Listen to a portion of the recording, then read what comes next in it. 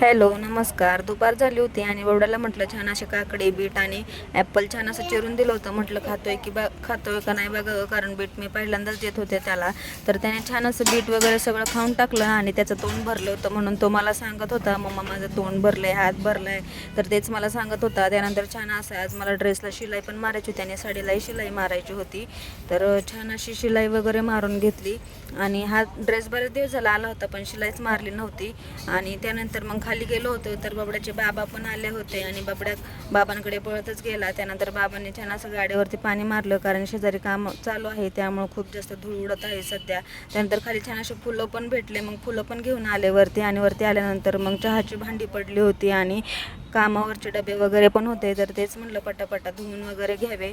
घासून घेतले भांडे. तोपर्यंत बाबड्या छान असं खाऊ खात होता. तर भांडे वगैरे घासून झाले. नंतर लगेच स्वयंपाकाची तयारी केली, कारण आज फक्त मेथीची भाजीच बनवायची होती मला आणि बाजरीच्या भाकरी आणि पांढरा भात बनवायचा होता. तर पटापटा भाकरी वगैरे बनवून घेतल्या, कारण तुम्ही म्हणता की ही रोजच म्हणजे स्वयंपाकाची व्हिडिओ तुमच्यासोबत शेअर करत नाही. तर आज म्हटलं की स्वयंपाकाचे व्हिडिओ तुमच्यासोबत शेअर करावे, त्यामुळे पटकन भाकरी वगैरे बनवून घेतल्या. तर बघा मला जमतायत का भाकरी.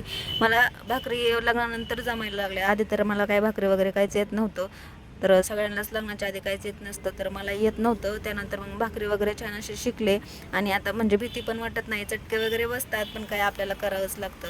तर त्यानंतर छान अशा भाकरी वगैरे बनवून घेतल्या आणि त्यानंतर मग सगळ्यांनी जेवण वगैरे केलं. तर मेथीची भाजी आणि भाकरी आज असा मेनू होता आणि असा होता आजचा दिवस. चलो, बाय बाय.